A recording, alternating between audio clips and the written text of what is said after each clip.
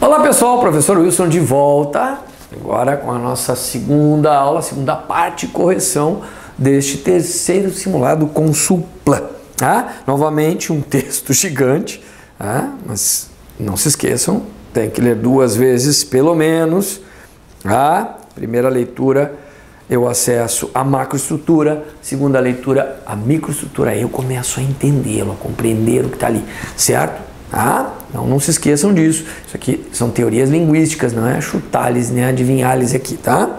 Vamos lá, queridos, número 9 então diz o seguinte: para a autora do texto, a pergunta o que você quer ser quando crescer, no primeiro parágrafo, quando feita uma criança pode ter vários objetivos, exceto, então um deles aqui não é, tá? Então tem que ler bem o texto para poder perceber isso.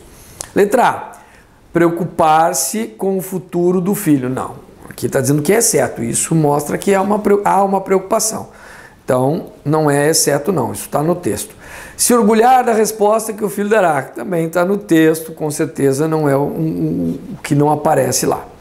Cobrar mais compromisso com os estudos, também a gente consegue identificar. Letra D, mostrar ao filho que a responsabilidade de seu futuro envolve somente ele. Não tem nada que faça referência a isso em hipótese alguma. Então, letra D é a resposta. Mas fiquei na dúvida. Bom, dá aquela marquinha ali, vamos ler a E. Vamos ler a E. Uma forma de demonstrar que os pais desejam algo promissor para os filhos. Está bem claro isso também lá. Então, com certeza, a letra D, Dinamarca. Muito bem. Número 10. Se não for um bom aluno, vai ficar desempregado ou ganhar muito pouco, segundo parágrafo. Os termos anteriormente sublinhados, o se e o ou, exprimem ideia de... Meu Deus, muito facinho. Facinho, alternância. O se não é alternância. Causa, o se não é causa. Condição, Condição, conformidade, não, condição também. Então, se e e. Depois o ou. Alternância ou consequência? Ou é alternância, letra C, número 10, letra C, Canadá. Coisa mais amor. Vamos a 11 então. Das palavras sublinhadas a seguir, assinale aquela em que o significado está correto, de acordo com o contexto empregado. Para quem preza a infância dos filhos e prioriza o aprendizado, e aí ele colocou como pretere. Pretere é que desiste disso, substitui por outro. Prioriza, enfatiza. Então, aqui são sentidos opostos, são antônimos, jamais, em hipótese alguma. Letra B. O anseio deles para oferecer ao filho um objetivo maior para a sua vida.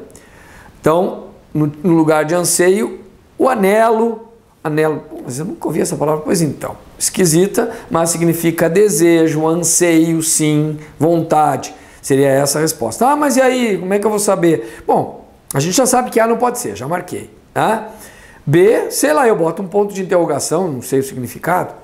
Letra B, né? Não sei o significado do anelo. Letra C, ser famoso e cultuado pelas mídias, se destacar na televisão, substituído por depreciado.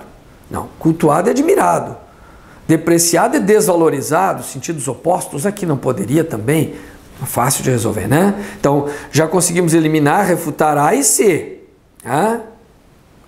D, é fácil entender os motivos que levam os mais jovens a serem frequentadores assíduos. É aquele que vai sempre. Esporádico, também, é de vez em quando. Você não sabe o significado de assíduo esporádico, né? Oh, meu Deus, precisa ler mais, criatura. Então, com certeza. Aqui tem sentidos opostos, não tem nada a ver, não pode ser a D. Letra E, já eliminamos A, C e D. Letra E, é apenas um reflexo da percepção que tem a respeito do que o mundo lhes apresenta. É apenas um reflexo da falta de conhecimento? Não, percepção. Aquilo que eu percebo, aquilo que eu noto, que eu visualizo, sei lá, vai depender da situação, Falta de conhecimento não tem nada a ver com a percepção e falta de conhecimento, não poderia jamais.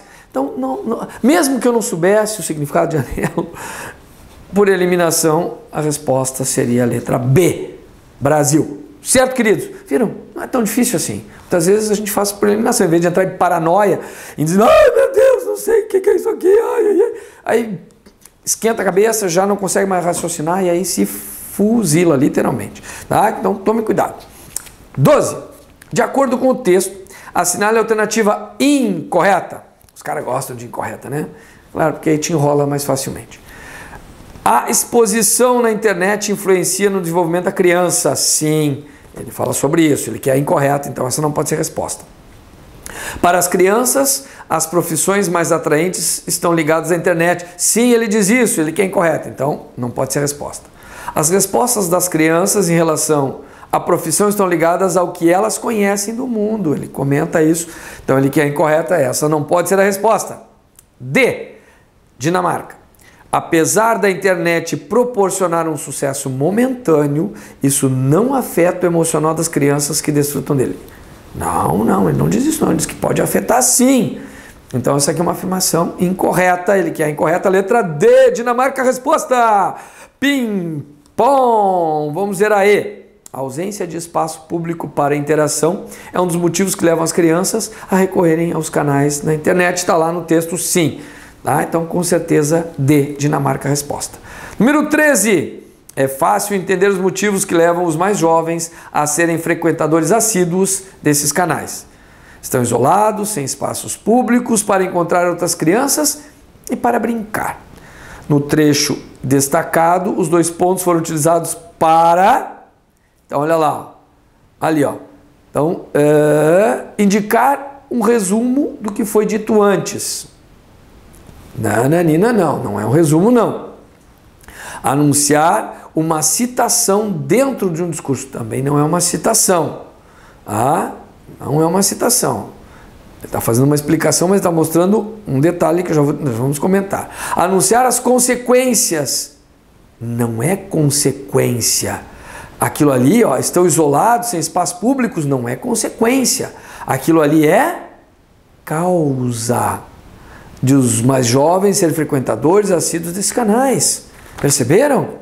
Anunciar uma informação que se opõe. Não. Indicar as causas de um resultado anunciado anteriormente. Pim-pom. Está aqui, resposta à letra E. Não é uma questão difícil, mas exige muito cuidado e atenção. Porque vocês têm que entrar na microestrutura, perceber as relações para poder analisar e depois ler o que dizem cada um dos enunciados para identificar isso, tá bom? Então, 13, Equador. 14. Assinale a alternativa em que o termo ou trecho sublinhado exerce a função sintática diferente dos demais. Vamos ver? O filho dará. E que os pais já sabiam. Os pais já sabiam o verbo sujeito os pais.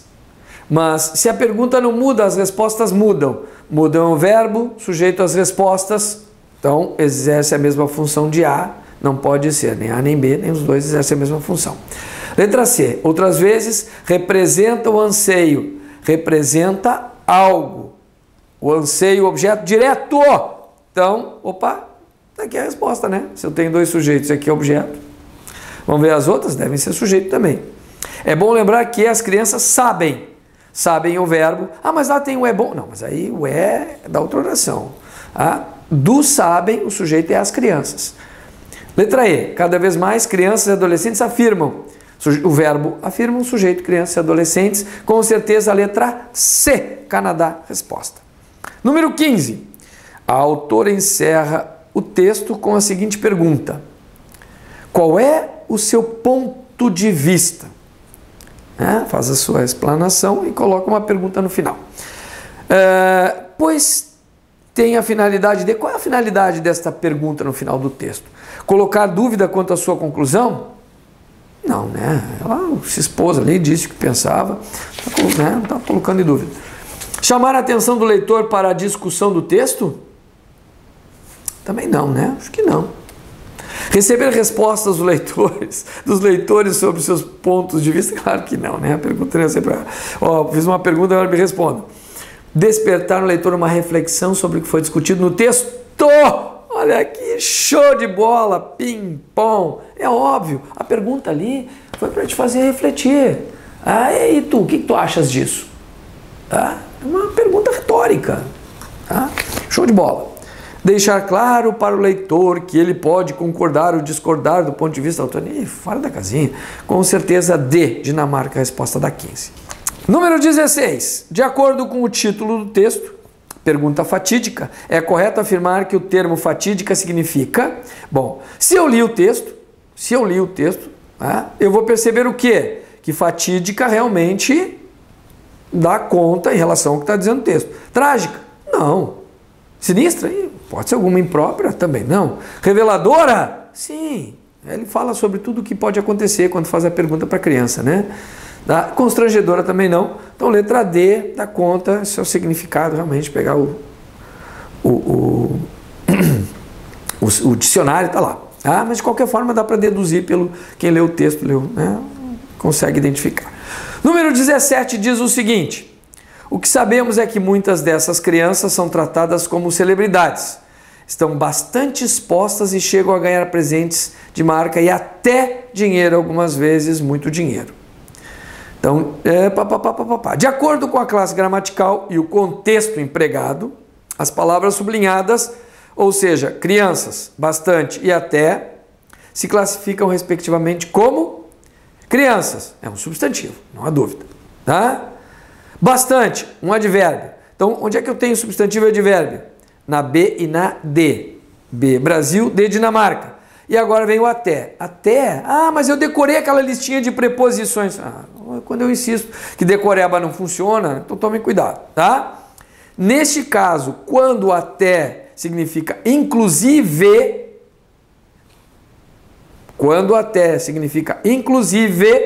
ele assume o valor de advérbio.